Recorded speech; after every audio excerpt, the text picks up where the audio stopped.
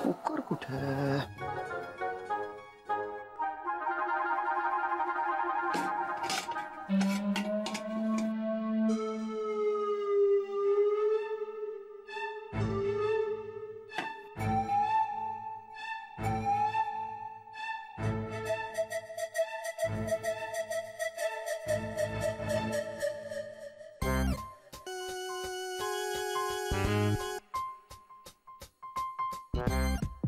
कुकरची भांडी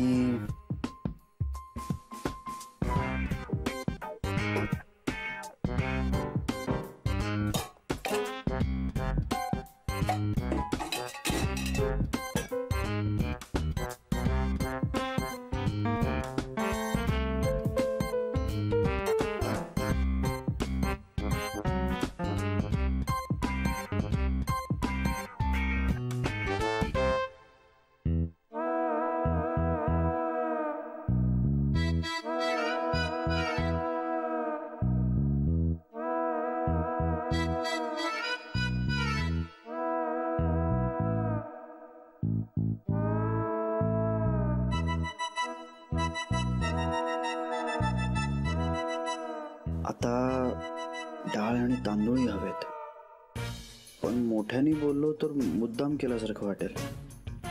काय करू?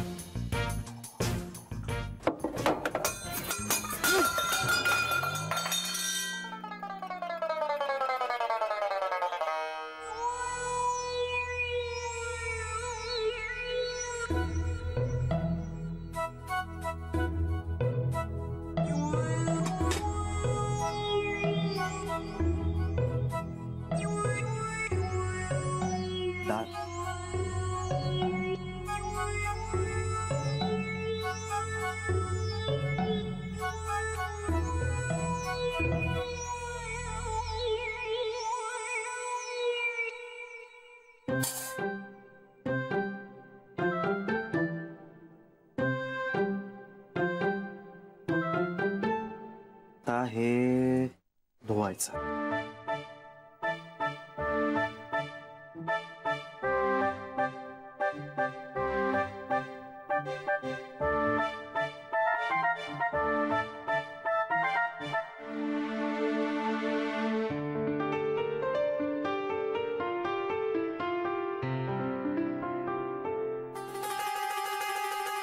लिंबू फ्रीज मध्ये असेल.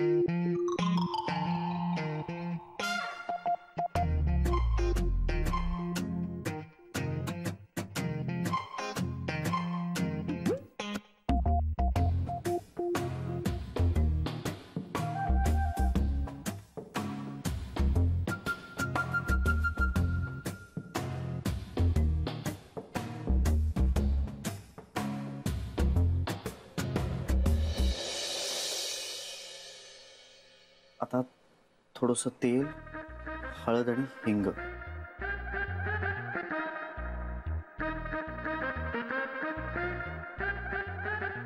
हा हा हा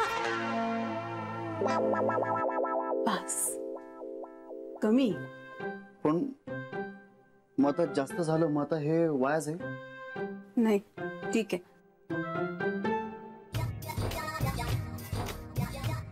आणि याच्यात थोडस हिंग. हा, कमी चिमूटभर.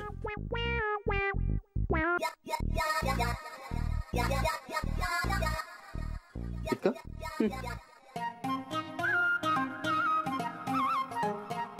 आणि हळद तेवढीच ना? हो.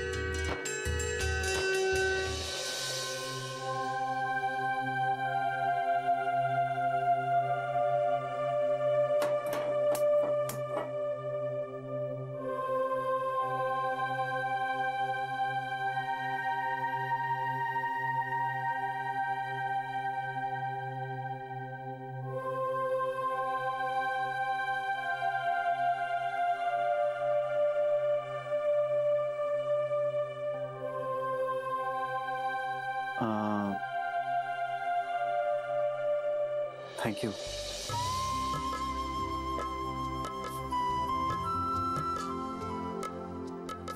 आणि हे स्वतःला नाही, मी तुला म्हणतो.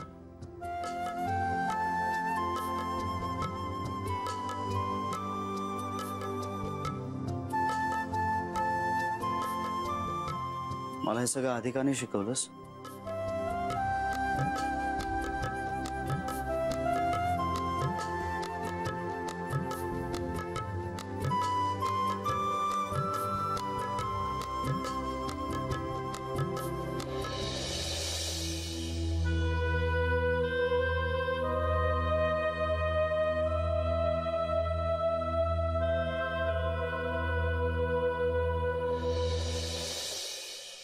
अरे ती कुठे गेली?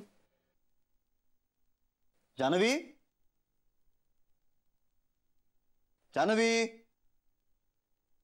कमाल आहे. कुठे गेली होतीस? इथेच होते. इथेच म्हणजे? अरे देवघरात होते. हा. आणि तू रडलीस का? नाही रे. नाही, तुझ्या चेहऱ्यावर वाटतंय तसं. काय झालं? हा ते जरा काय झालंय? आई होते ना, आईची माया कळू शकते मला. पण आत्ता काय झालं? काही नाही रे, तू लक्ष नको देऊस. मला डॉक्टर म्हणाले होते की हे असं होत राहील मध्ये मध्ये, इमोशनल होणं वगैरे. जानवी, आई होणं सोपं नसतं श्री, कुठल्याच बाईसाठी. आई झाल्यावरच कळू शकतं ते.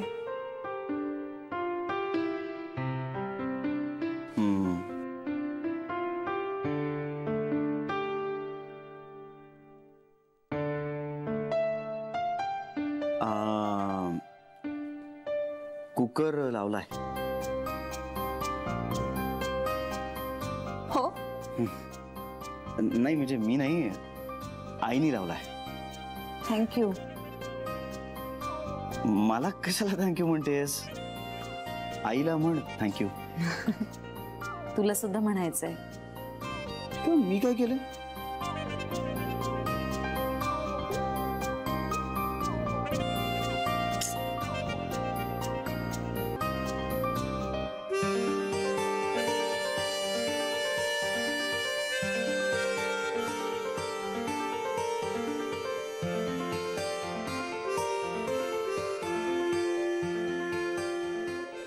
बोलायला लागला का ग? सरे बोलायला लागला असं नाही म्हणता येणार, पण आत्ता बोलला माझ्याशी. बरं झालं बाई. म्हणाला आधी का नाही शिकवलं. तर घरात एवढ्या बायका असताना त्याला कोण स्वयंपाक करायला लावेल. पण शिकवायला हवं होतं सरे. नाही शिकवलं तेच बरं झालं, म्हणून बोलला तरी तो. त्याच्यामुळे बोलला असं नाही ग. म्हणजे इतके दिवस ज्या मुलीचा मी रागराग करत होते ना, तिच्यामुळे घडलं हे सगळं. सरे आज ना मनापासून आशीर्वाद दिले मी तिला. मनात कुठलाही राग न ठेवता आई आणि मुलाला जवळ आणण्याचा प्रयत्न केलाय तिने. म्हटलं देवानी लवकर तिची कूस जाऊ दे, तिच्या लेकरांनी तिच्यावर असंच भरभरून प्रेम करू दे. सरे आईचा आशीर्वाद आहे हा, फुकट नाही जाणार. माझे शब्द खरे होतील बघ.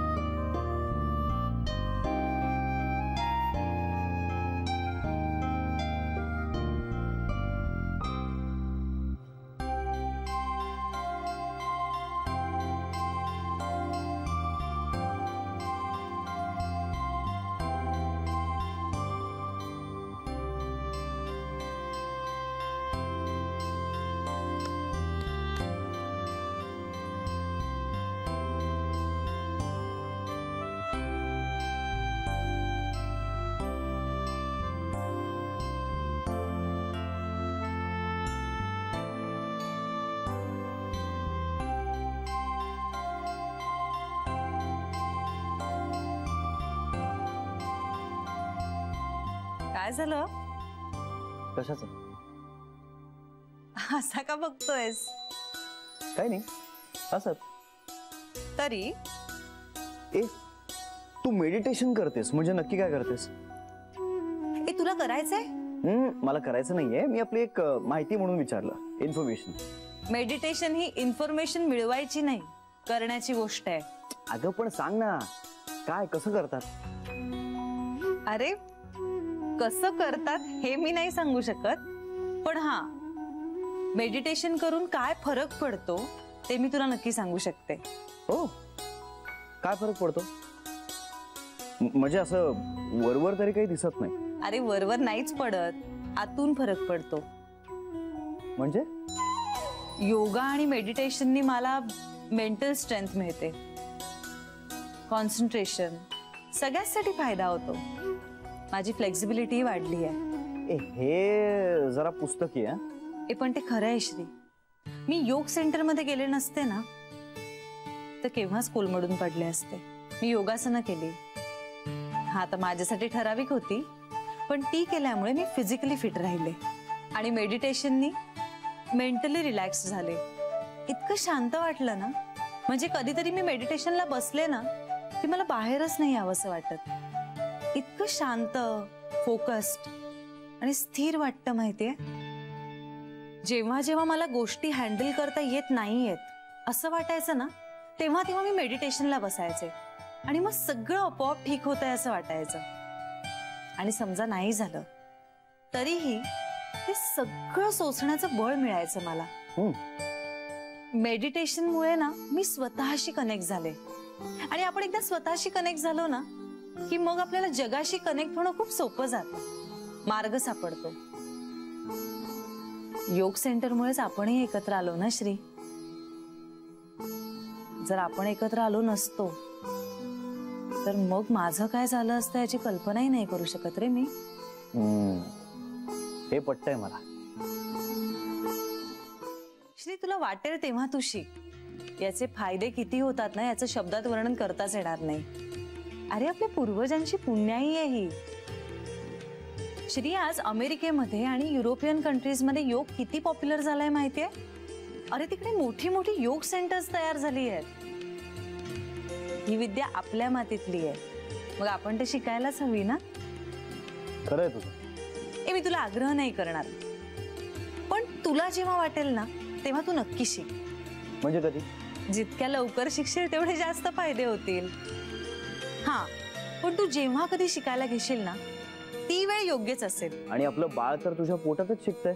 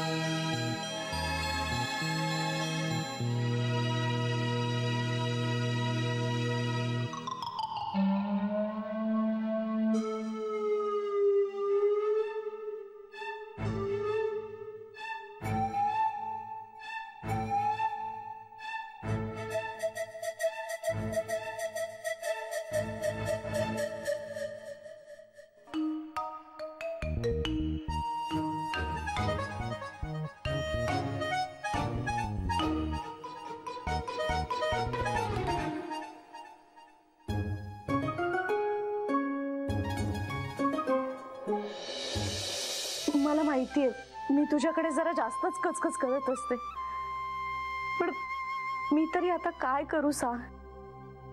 कुणाला सांगू? आणि आणि कुणाला सांगून काही उपयोग होणार असेल तर सांगावं ना. आय एम सॉरी, मी पुन्हा अवांतर गप्पा मारायला लागले. सॉरी. माझं फक्त एवढंच म्हणणं नाही, मागणं आहे माझं तुझ्याकडे. आता श्री ताईशी बोलायला लागलाय ना, मग सगळ्यांशीच बोलू देणार. तुला खरं सांगू, श्री बोलत नाहीये ना तर कसं तरीच वाटतंय रे.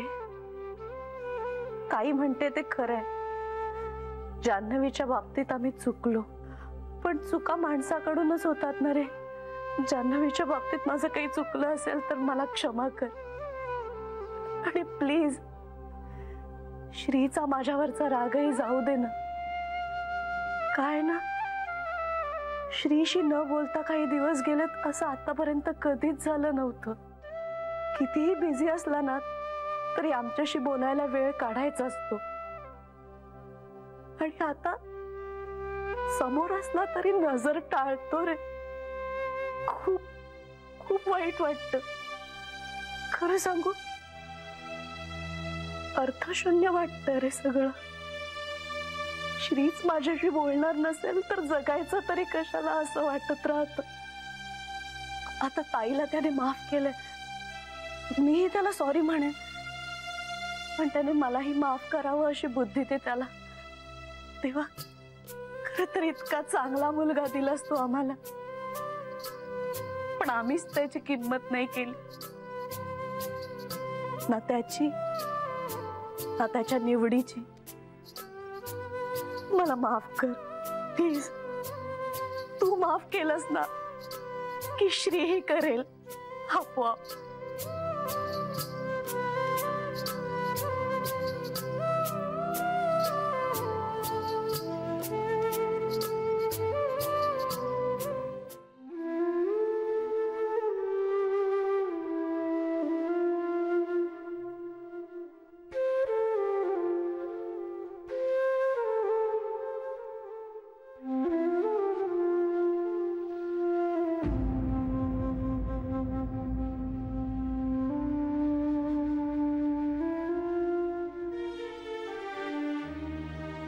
रागावली नाहीयेस ना ग माझ्यावर?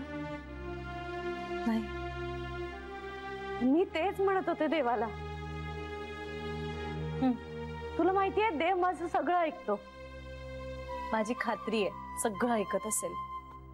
का ऐकतो माहितीये का? का मी परत परत तेच सांगत असते ना देवाला दर तासाने, मग तो पण वैतागत असणार. आली बाबा ही, हिला हवं ते देऊन टाका, कटकट नको हिची, तासा तासाला रडगाणं गाणारी, असं वाटत असणार देवाला. फक्त त्याने माझं एक मागणं ऐकलं नाही, लग्नाचं. तुम्ही कदाचित तितक्या आर्जवीने ते मागितलंच नसेल. हो ग, असा विचारच केला नव्हता मी. पण आता तुम्ही नका काळजी करू. आता मी तुमच्या लग्नासाठी साकडं घालीन देवाकडे. तुम्हाला माहितीये का, देव माझंही ऐकतो. श्री ऐकतो का ग तुझं? का असं का विचारताय? आमचं ऐकत नाहीये ना ग तो, आणि बोलतही नाहीये. सरू मावशी, ते सगळं तात्पुरतं आहे. सगळं नीट होईल.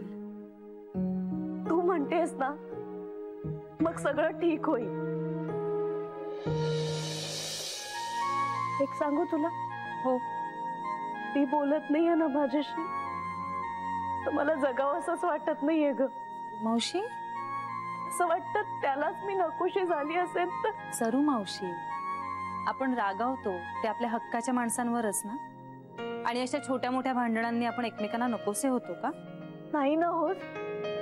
मुळीच नाही. उलट आपण थोडे दूर गेलो ना की आपण जास्त जवळ येतो एकमेकांच्या. बस बस, तसंच व्हायला हवंय. अगदी असंच होईल.